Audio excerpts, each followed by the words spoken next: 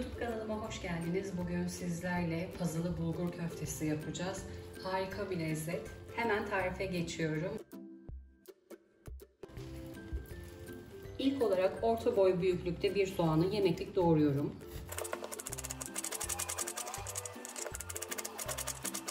Soğanları geniş bir tavaya alıyorum.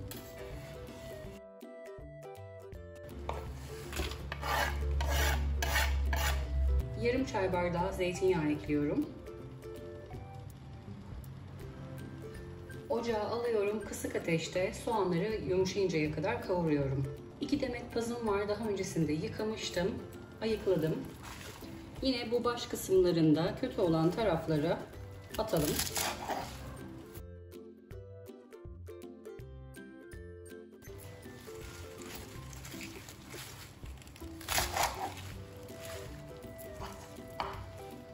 İlk olarak sap kısımlarını ince ince doğruyorum.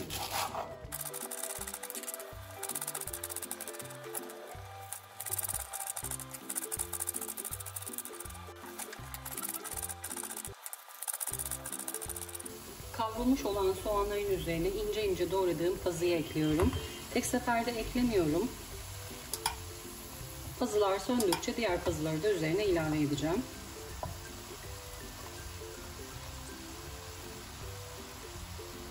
Ocağın altını açıyorum.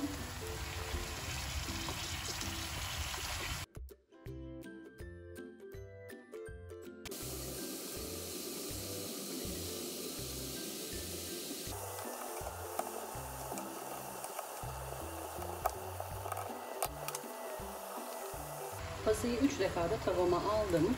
Alttan yukarı doğru karıştırıyorum. Ocağımı orta ayara getirdim. Pazılar suyunu salıp çekene kadar kavuruyorum.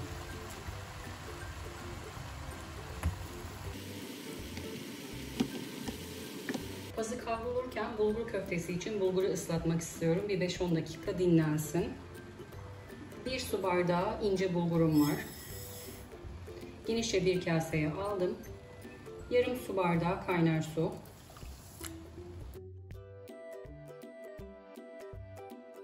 Sıcak suyu döktükten sonra kaşıkla iyice karıştırdım. Her yerine eşit şekilde dağılsın. 5-10 dakika bulgurların suyunu çekmesi için bekliyorum.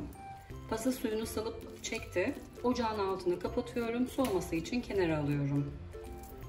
1 tatlı kaşığı domates salçası, 1 tatlı kaşığı biber salçası. Evde biber salçanız yoksa 2 kaşık domates salçası da ekleyebilirsiniz. Yarım su bardağı un, 1 çay kaşığı karabiber, 1 tatlı kaşığı tuz, tepeleme 1 çay kaşığı kimyon, 1 adet yumurta kırıyorum.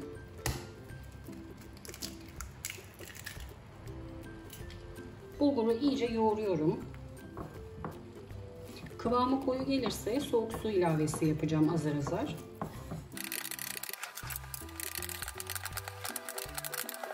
Köfteye 1 yemek kaşığı soğuk su ilavesi yaptım. Köftenin kıvamı bu şekilde oluyor. Tepsinin dibine 2 yemek kaşığı kadar un serptim.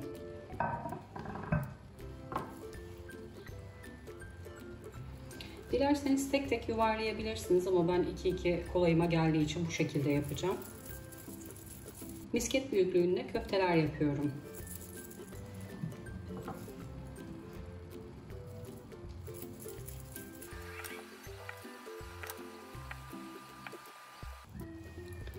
...4-5 yuvarlamadan sonra elinize yapışacaktır hamur. Bir kaseye yanıma su almıştım.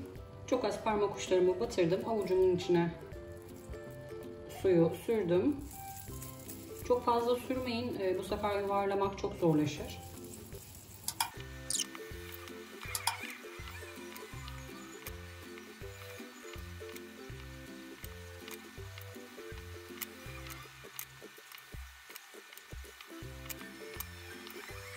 Bulgur köftelerini yuvarladım. Birbirine yapışmamaları için hafif sallıyorum. Un her yerine bulaşsın. Köftelerimiz hazır. Yanmaz yapışmaz geniş bir tavaya yarım çay bardağı zeytinyağı ekliyorum.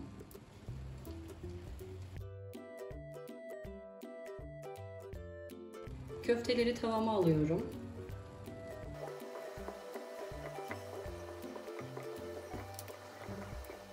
Tavayı ocağa aldım. Ocağımı orta ateşe getirdim. Köftelerimi pişiriyorum.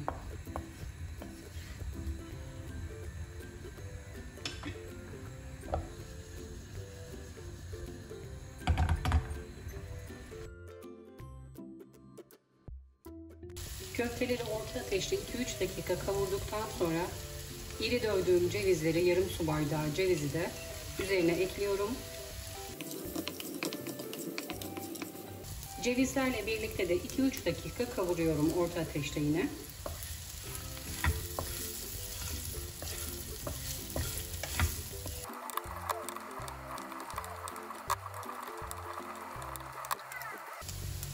İki çay kaşığı kırmızı toz biber ekliyorum.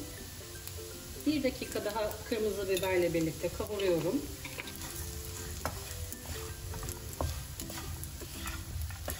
Ocağın altını kapatıyorum. Pazıyı yoğurtladığımızdan dolayı köftelerin ılık olması gerekiyor. Asla sıcak olmaması gerekiyor. Yoğurdu kestirir. Ilınması için kenara alıyorum. Kavurduğumuz pazı soğudu. 1 çay kaşığı tuz ilave ediyorum. 1 çay kaşığı karabiber. İlk etapta 4 yemek kaşığı yoğurt ekliyorum. Yoğurdunuz sulu olmasın, koyu tarafından. Az gelirse yine ekleyeceğiz. Yoğurt az geldi. 2 tepeleme yemek kaşığı yoğurt daha ekliyorum.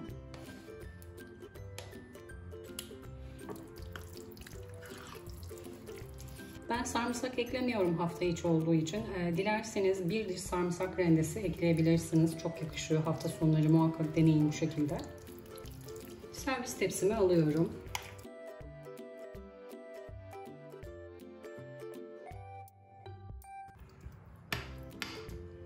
Soğumuş olan köftelerimi de yoğurtlu pazımın üstüne alıyorum.